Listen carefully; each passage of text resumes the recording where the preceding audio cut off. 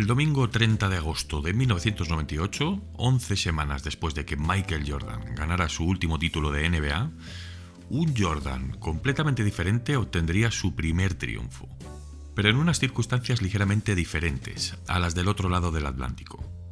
Un año antes, en el 97, la escudería de Fórmula 1 Jordan había presentado el que probablemente fue uno de los monoplazas más singulares de su época. Y a mayores, el que realmente, para este equipo, abriría la primera brecha de calidad y de rendimiento, dentro y fuera de la pista. Bienvenidos compañeros, otra semana más a nuestra cita con el motorsport de época, y hoy os traigo un monoplaza muy singular. Protagonista especialmente por su preciosa librea, con un trabajo muy original detrás, que vamos a ver, un motor francés, un equipo que había crecido un 800% en tan solo una década, y dos pilotos que entre los dos aún no habían ni disputado 8 grandes premios de Fórmula 1, es decir, prácticamente novatos. ¿Qué podría salir mal?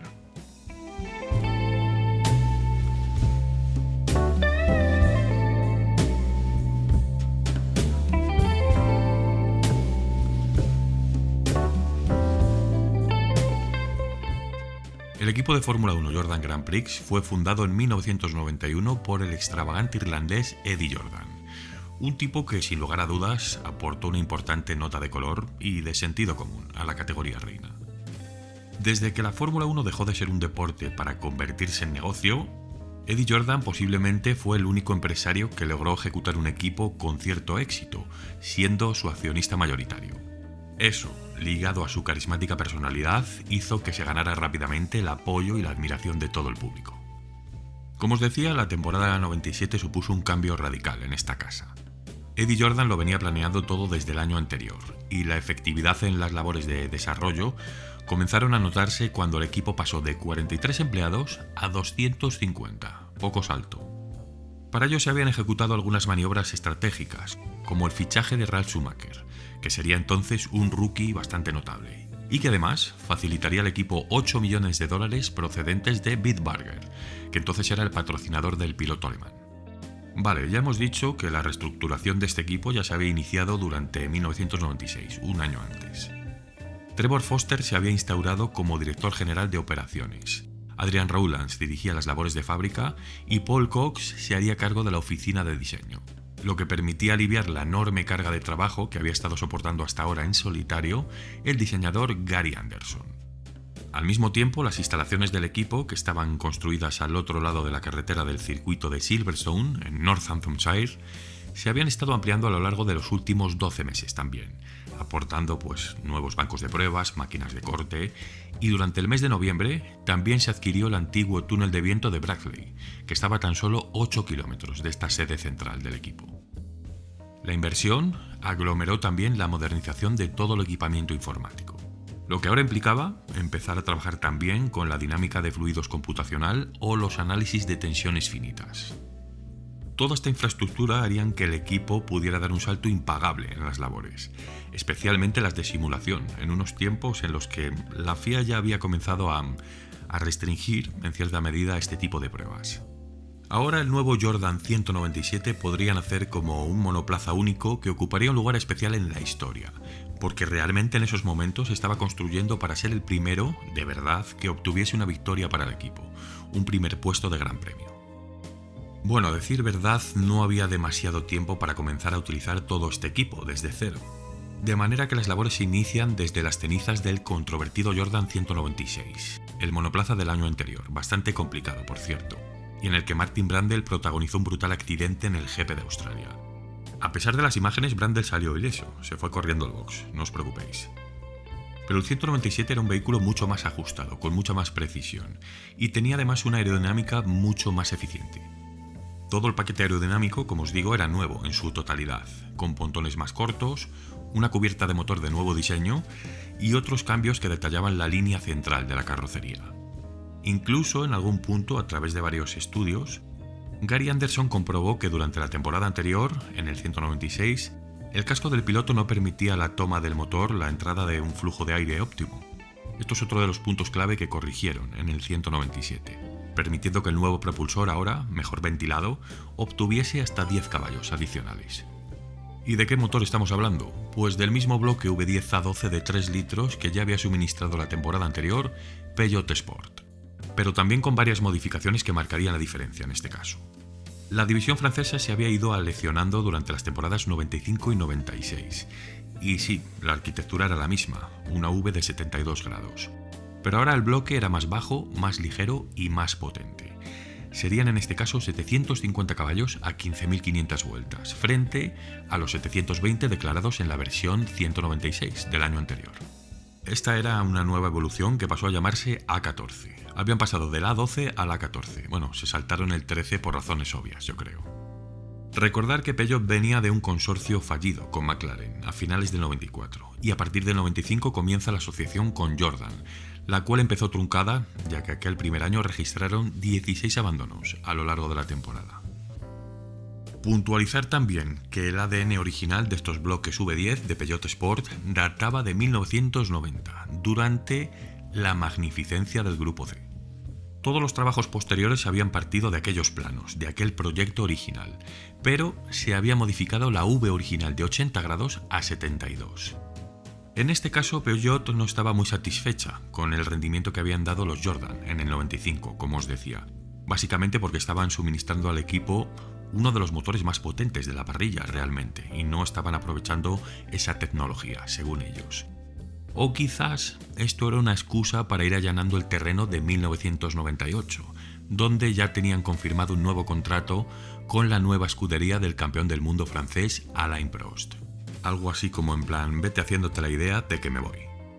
La suspensión trasera también fue reelaborada y se incorporó una nueva caja de cambios longitudinal de 7 velocidades diseñada por Mark Smith, en la que tuvo en cuenta tanto el emplazamiento como la aerodinámica para encajarla en el chasis. Y el chasis precisamente sobre el que se erigía este monoplaza era un híbrido de fibra de carbono y Kevlar, y estuvo considerado durante mucho tiempo como uno de los más ligeros y resistentes de la historia de la Fórmula 1. Ciertamente este no era un chasis de elaboración propia, no era de Jordan. A pesar de sus ampliaciones técnicas, el equipo aún no tenía esas capacidades, por lo que el encargo corrió a cuenta de Advan Composites. En términos generales, para este diseño, Jordan había empleado el uso de materiales compuestos hasta en un 40%, en el que Tom Anderson supervisaría cada arandela, cada grapa utilizada en el proceso.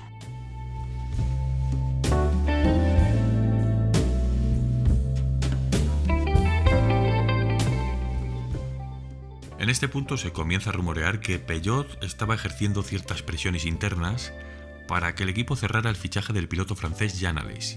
Pero al final, este conservó su volante en la escudería Benetton.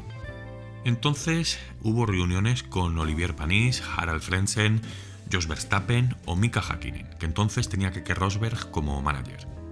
Pero al final el elegido sería Giancarlo Fisichella y el ya mencionado por supuesto Ralf Schumacher. Con el plantel de 1997 revelado, Jordan demostró que sí que había dado un golpe en la mesa a la hora de invertir en desarrollo e infraestructura, pero no tanto en un apartado igual o más importante, el de los pilotos. Jóvenes y ciertamente entusiasmados, como es obvio, Schumacher y Fisichella desprendían inexperiencia por los cuatro costados. El error de los medios y del público fue subestimarlos.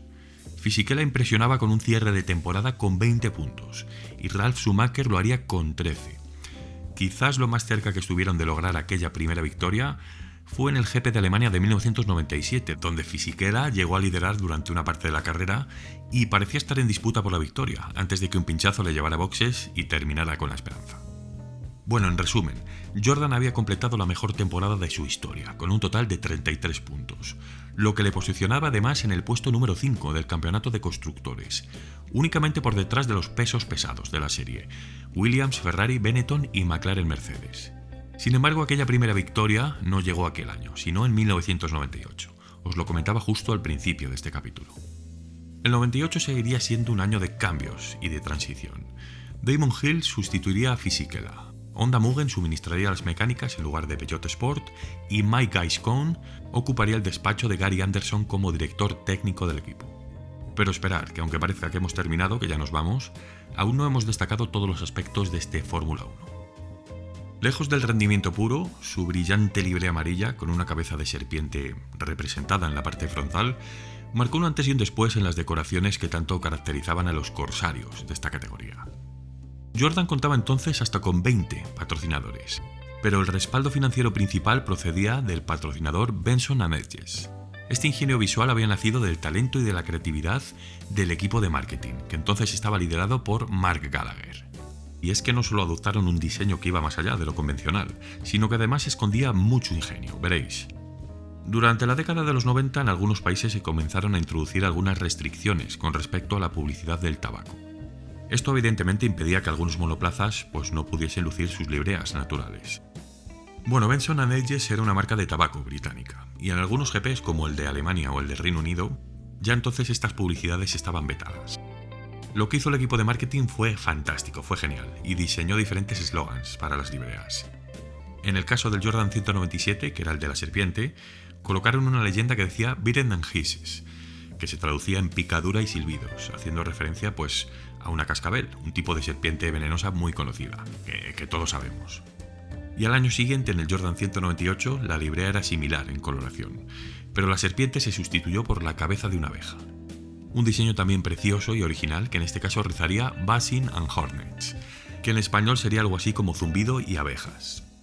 Lo más original y creativo es que en este caso estas leyendas seguían el patrón de comenzar por la B y la H, haciendo referencia a la marca de tabaco Benson & Hedges. Era como una publicidad subliminal, por así llamarla, de alguna manera. Bueno, épocas de cuando todavía quedaba gente con ingenio en los departamentos de marketing. Bendita época.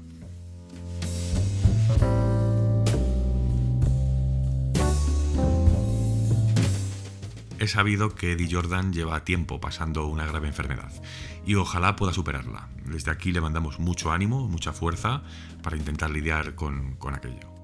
Un gran tipo, muy carismático, siempre con una sonrisa, siempre con alguna broma, y la verdad que da gusto cuando tenemos a tipos así en este deporte. Algo que hoy en día hace muchísima falta, y no solo en el deporte, sino en todos los ámbitos.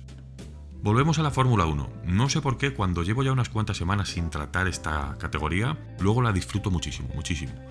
Si queréis que trate algún tema concreto, si os apasiona algún monoplaza o alguna historia de estas legendarias para el recuerdo, hacérmelo llegar en los comentarios, que sabéis que os leo a todos.